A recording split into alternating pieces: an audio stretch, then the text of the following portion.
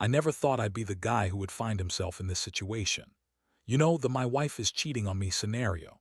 It's something you hear about, something you see in movies, but you never think it'll happen to you.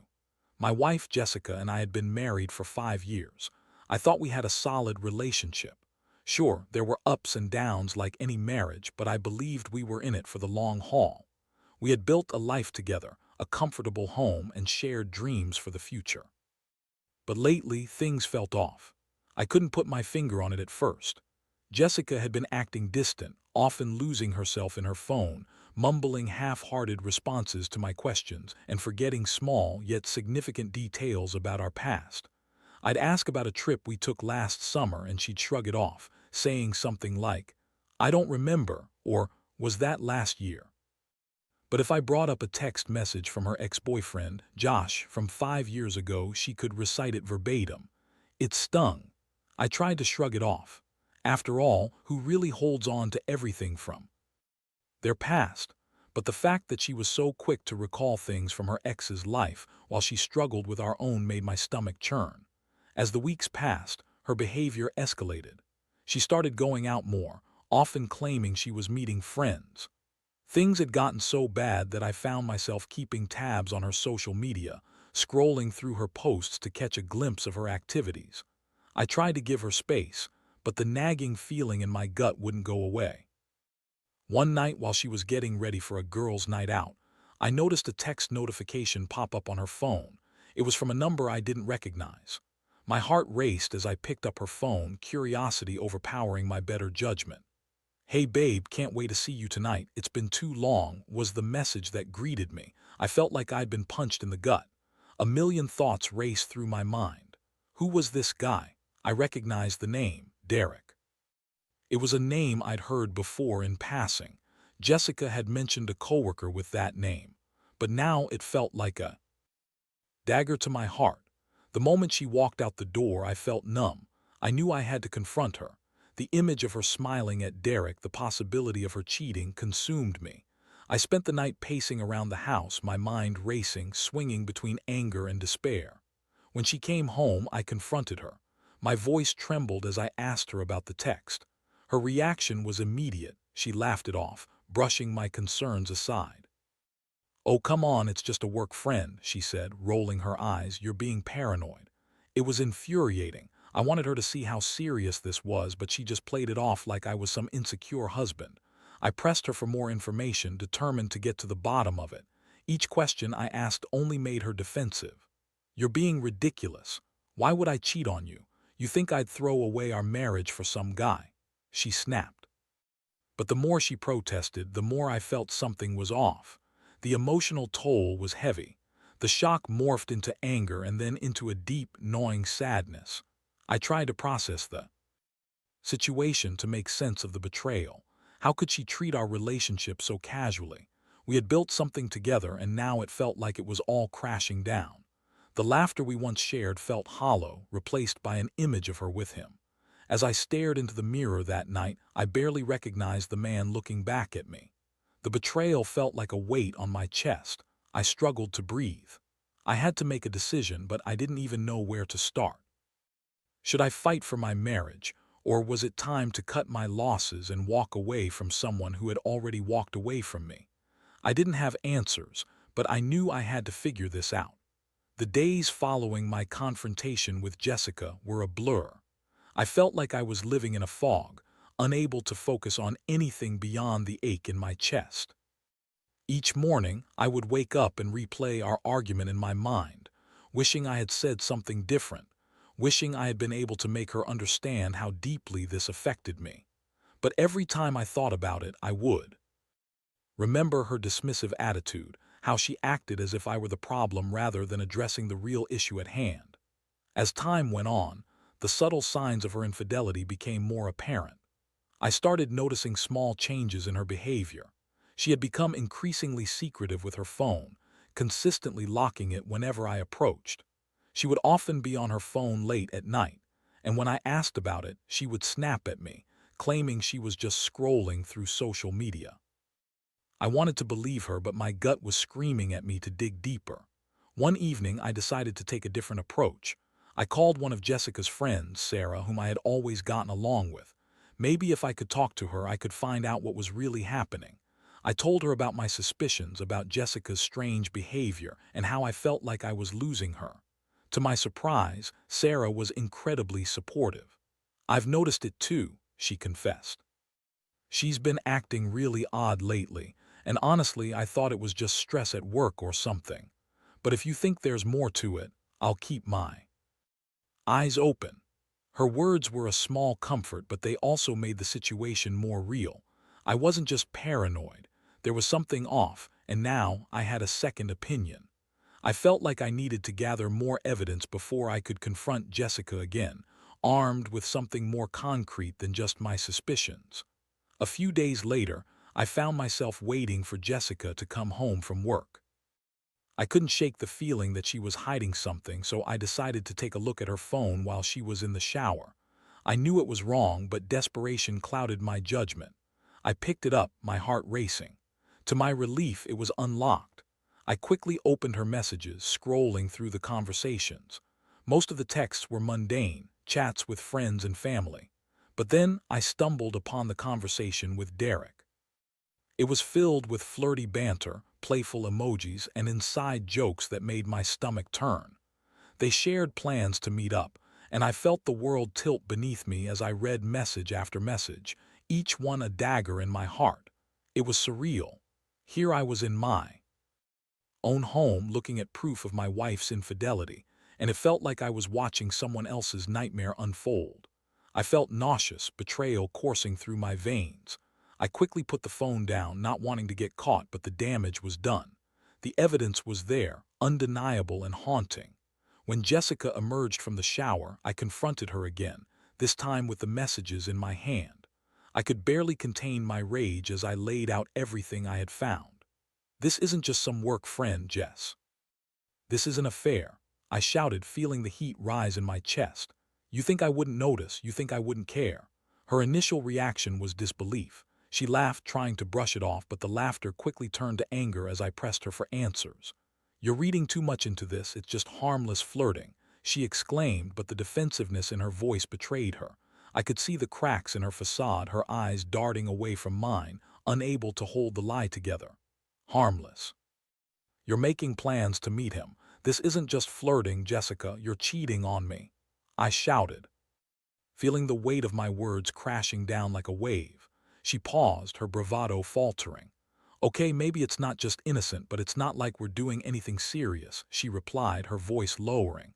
I don't know, I needed something different. You've been so wrapped up in work, I felt neglected." The admission hit me hard. She was trying to justify her actions, painting me as the villain in this story. "So you thought cheating was the answer?" I asked, my voice shaking. "You couldn't just talk to me." Tears filled her eyes as she looked at me, and for a moment I thought she might finally understand the pain she had caused.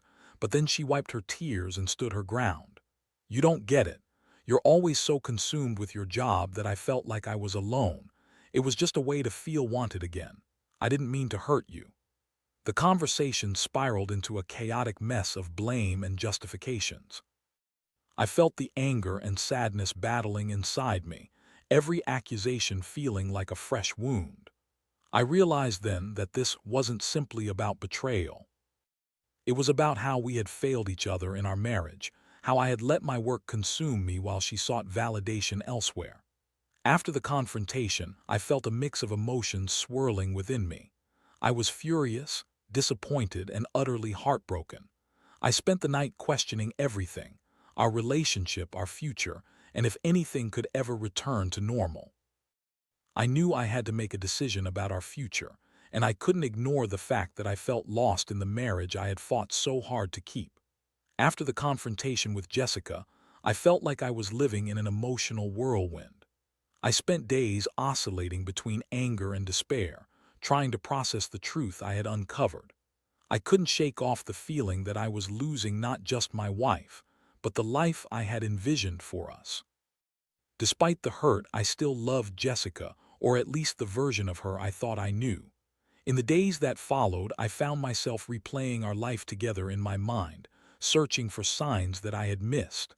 I thought back to the little moments, the dinners, the trips, the laughter. But now those memories felt tainted.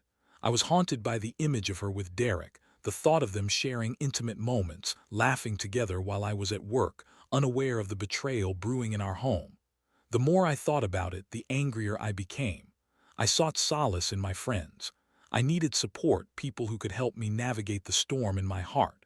I met up with Mark, my best friend from college. Over beers, I opened up about what was happening. As I recounted the details of Jessica's infidelity, I watched the expression on Mark's face shift from shock to concern. "Man, I'm really sorry to hear this. You deserve better," he said, leaning back in his chair.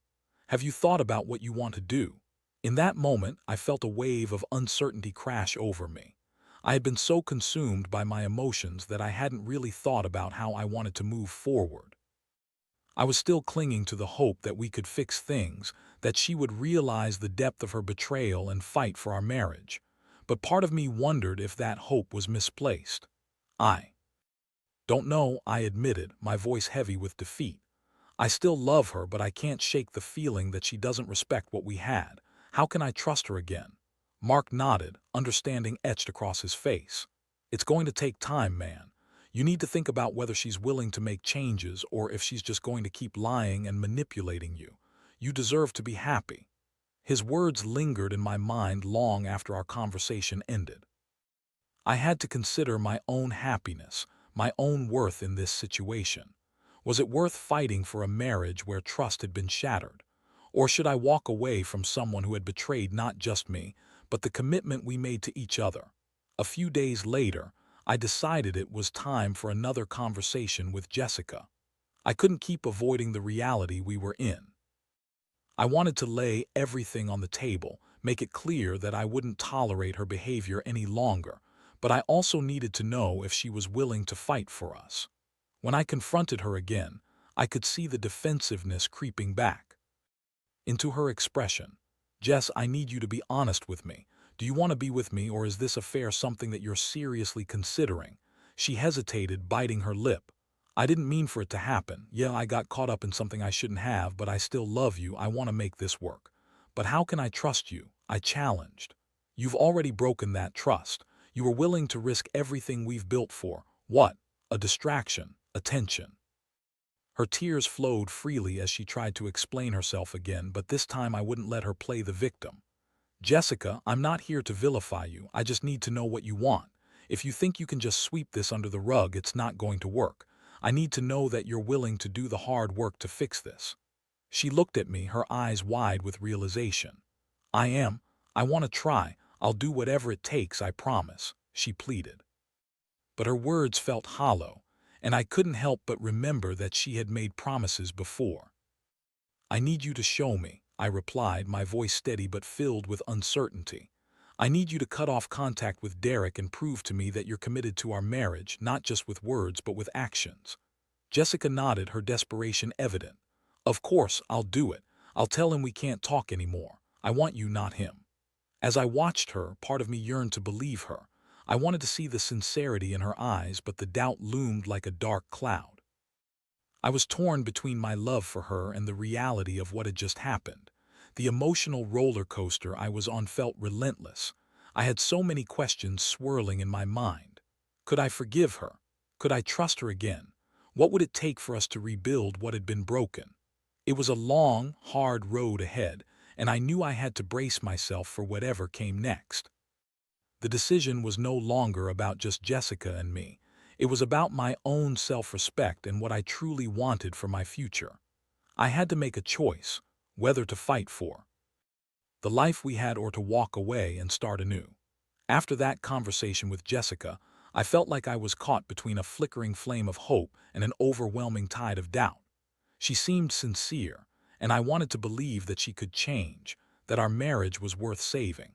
But the road to rebuilding trust felt daunting and laden with landmines. Would she truly cut off all contact with Derek? Would she be able to confront the emotional void she had filled with infidelity? In the following days, Jessica made an effort to reassure me. She deleted Derek's number, blocked him on social media, and even shared her phone with me, which was an unusual gesture for her. She seemed to genuinely want to fix things, but there were moments when I'd catch her staring off into space, lost in thought, and I'd wonder if she was really committed or if this was just a temporary fix to placate me. I decided to give her a chance, but I also felt the need to establish boundaries. I couldn't just go back to the way things were. We needed to address the underlying issues that had led her to seek comfort elsewhere. I suggested we start seeing a marriage counselor. Talking to a professional might help us navigate this, Jess. I think we need an unbiased perspective, I said, trying to keep my tone calm and collected. At first, she hesitated, as if the thought of exposing our problems to a stranger was daunting. "Do you really think we need that?" she asked, biting her lip. "Yes, I do. I think it's crucial. We need to understand why this happened and how we can prevent it from happening again," I replied firmly. Finally, she agreed. We scheduled our first counseling session for the following week, and I felt a mixture of apprehension and relief. I knew we were taking a step toward healing, but the fear of the unknown loomed over us. That week dragged on. I found myself questioning every interaction between us. I'd notice how she smiled at me or how she would touch my arm when she spoke. Were they genuine gestures of affection or just attempts to quell my worries? I felt like we were walking on eggshells, trying to navigate a landscape of broken trust. When the day of the counseling session arrived, I was both nervous and hopeful. As we sat in the therapist's office, I could feel the tension between us. The therapist, a calm and collected woman named Dr. Simmons, encouraged us to share our feelings. "Jessica, why don't you start?" she prompted. I watched as Jessica took a deep breath, her hands fidgeting in her lap. "I know I've hurt him, and I've been lying to myself about the reasons for my actions. I was feeling lonely and neglected, but that's no excuse for what I did. I'm really sorry," she said, her voice trembling. I wanted to believe her, but the hurt was still fresh. I decided to speak up. "It's not just about her feelings of neglect, Dr. Simmons. It's also about my feelings, my anger and betrayal. I worked hard to build a life with her, and it felt like she threw it all away for something so trivial," I said, my voice steady but filled with emotion. Dr. Simmons nodded, encouraging both of us to explore those feelings. "It's important to address both sides. Jessica, can you identify specific moments where you felt neglected or alone?" Jessica thought for a moment. "I guess it was when he started working more hours. He was so focused on his job, and I felt like I was losing him. I tried to reach out, but it always seemed like he was too busy," she said, her eyes darting toward me. I felt a pang of guilt, but I also wanted to defend myself. "I didn't realize you were feeling that way. I thought we were okay. I was trying to provide for us. I thought that's what you wanted," I replied, my frustration bubbling to the surface. "That's part of the problem," Dr. Simmons interjected gently. "Building a life together is about more than just financial security. It's emotional support, intimacy, and communication. You both need to work on expressing your needs and listening to one another." As the session progressed, we began to peel back the layers of our relationship. It was painful to confront the truth of our disconnect, but I realized how vital these discussions were. We were both responsible for the state of our marriage, and if we wanted to move forward, we needed to acknowledge our shortcomings. After the session, Jessica and I drove home in silence. I felt exhausted, like I had just run a marathon, but as I glanced at her, I noticed a sense of determination in her eyes. Maybe this was the start of something. Maybe we could turn this tragedy into an opportunity for growth. But just as I began to feel a flicker of hope, things took a turn for the worse. Later that evening, I received a text message from an unknown number. "Hey, it's Derek. I've been trying to reach Jessica." My heart dropped. It was like a punch in the gut. How was he getting her number? Why was he contacting her after she had promised to cut ties? I felt the anger rise within me, and I couldn't sit idly by. I needed answers. I stormed into the living room where Jessica was sitting on the couch, scrolling through her phone. "We need to talk," I said, my voice low but firm. She looked up, confused. "What's wrong?" "I just got a text from Derek. After everything, you're still in contact with him," I demanded, holding my phone up for her to see. Her face drained of color. "What? How did he get your number?" "Cut the crap, Jessica. What's going on?" I erupted, feeling the weight of betrayal settle back on my shoulders. She stammered, struggling to find words, and in that moment I realized how fragile our attempts at rebuilding were. Trust had been rebroken, and I was left standing in the ruins of our marriage, wondering if I could ever truly heal from this. The confrontation felt like an explosion, the air thick with tension as I faced Jessica, my heart pounding in my chest. Her shock turned into panic as she processed the implications of Derek's message. "I don't know how he got your number. I swear I haven't spoken to him since we agreed to cut ties," she exclaimed, her voice rising in desperation. But I wasn't in a place to accept her defense. "This is exactly what I was afraid of, Jess. You said you wanted to make this work, yet here we are, and it feels like I'm the only one fighting for our marriage." I shot back, my frustration boiling over. She stood up, pacing in front of me, her hands wringing together. "I didn't mean for any of this to happen. I thought we were on the right track after the counseling session. I thought you trusted me." "Trust, that's the problem. You know I'm struggling to trust you, yet here comes a text from the guy you were cheating with." I spat, feeling the hurt rise like bile in my throat. Maybe he found out about the counseling and wanted to check on me. He knows we're having issues. I promise I haven't replied. She pleaded, her voice shaky, but I could sense the cracks in her words. How could I possibly believe her? I could feel my heart racing, a familiar mix of anger, betrayal, and heartbreak flooding through me again. "I can't keep doing this, Jess. You say you want to fix things, but I don't see any evidence of that. All I see is you getting caught up in this drama again. I thought we started to move forward together, but you're still entangled in this mess." She stopped pacing and turned to look at me, tears streaming down her cheeks. I swear I didn't respond. "I want us to work. I'm doing everything I can to show you that, but how can I believe that?" I asked, my voice softening slightly. "Right now, it feels like every time I take a step forward, I'm pushed 2 steps back." Jessica took a deep breath, trying to compose herself. "I'll block him.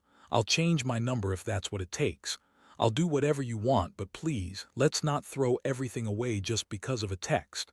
The desperation in her voice tugged at my heartstrings, but a voice in the back of my mind screamed to be cautious. I didn't want to be naive again.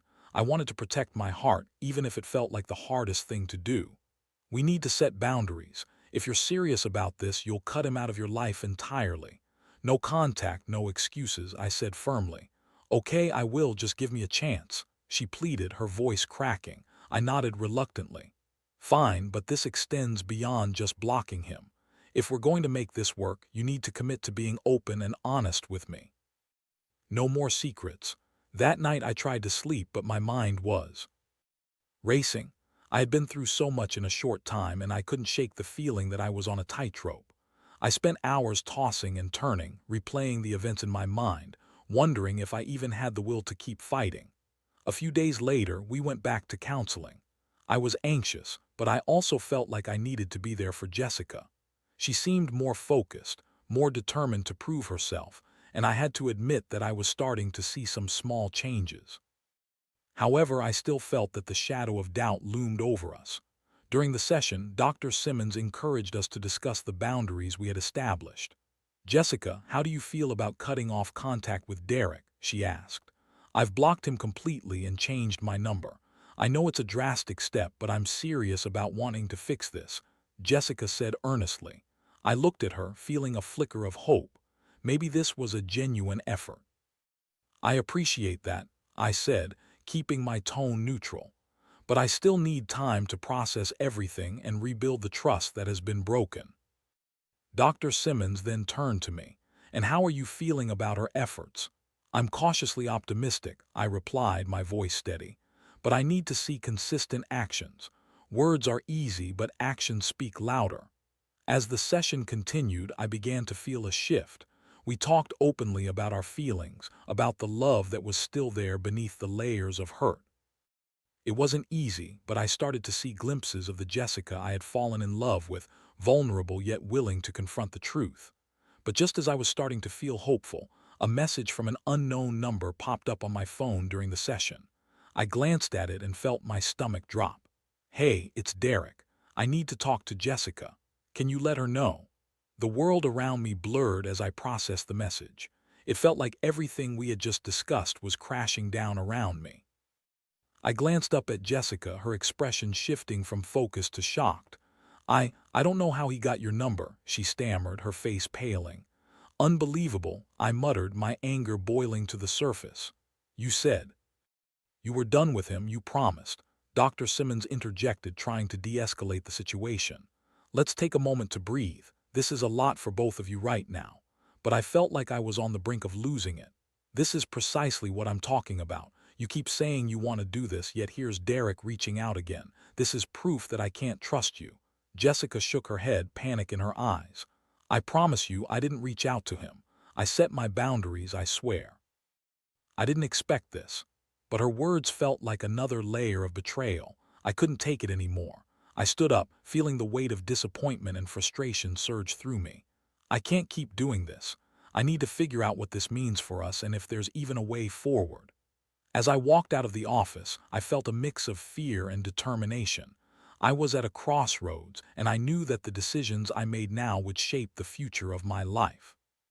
I had to decide if I was willing to fight for a relationship that seemed to be slipping through my fingers, or if it was time to let go for good. As I stepped out of the therapist's office, I felt an overwhelming sense of despair wash over me. The reality of my situation hit like a wave, crashing against my resolve. I stood outside for a moment, taking deep breaths, trying to calm the storm inside me. I had loved Jessica fiercely, and the thought of losing her was unbearable. But the pattern of betrayal was becoming too familiar, and I couldn't ignore the warning signs any longer. I walked to my car, my mind racing. I needed to think clearly, away from the emotional chaos of the therapy session.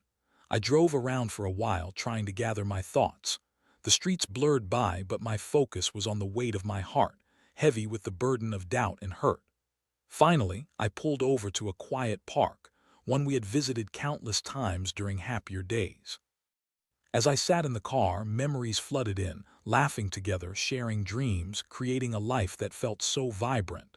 But now those memories felt tainted, overshadowed by her betrayal.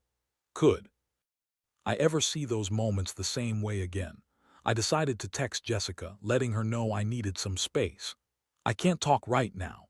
I need to think about everything," I wrote, my hands shaking slightly.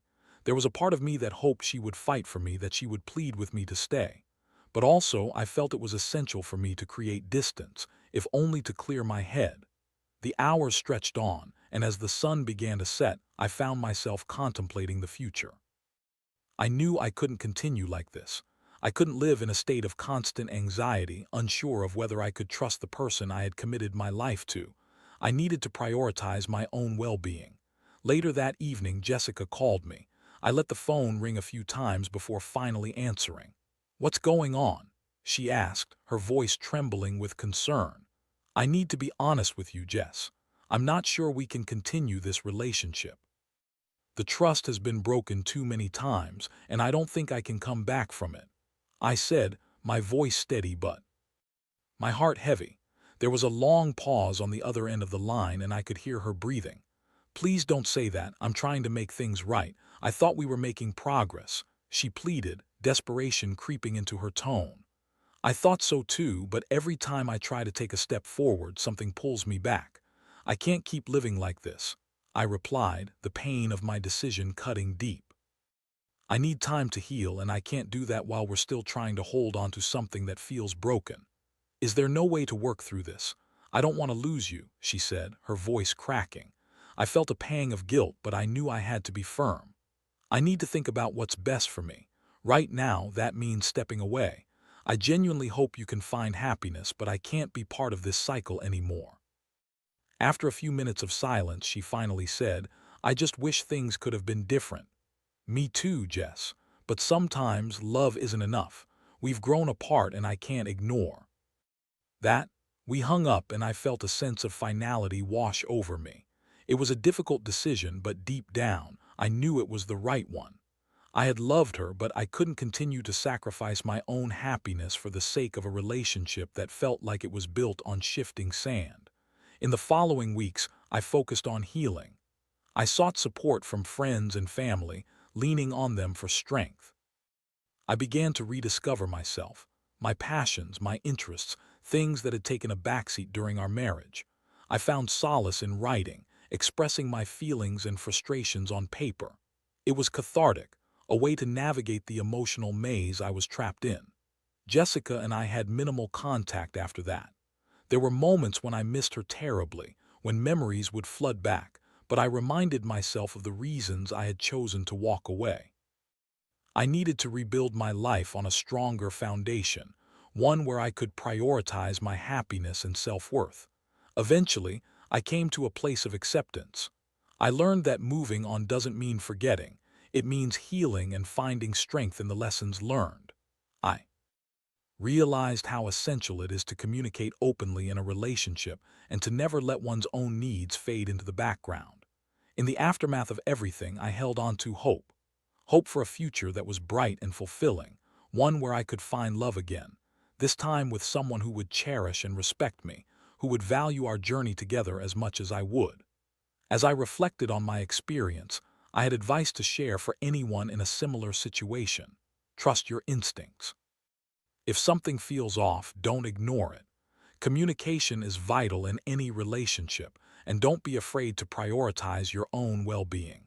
Sometimes, stepping away from the pain is the only way to truly heal. In the end, I didn't just lose a marriage, I found myself again. And that was the most important lesson of all.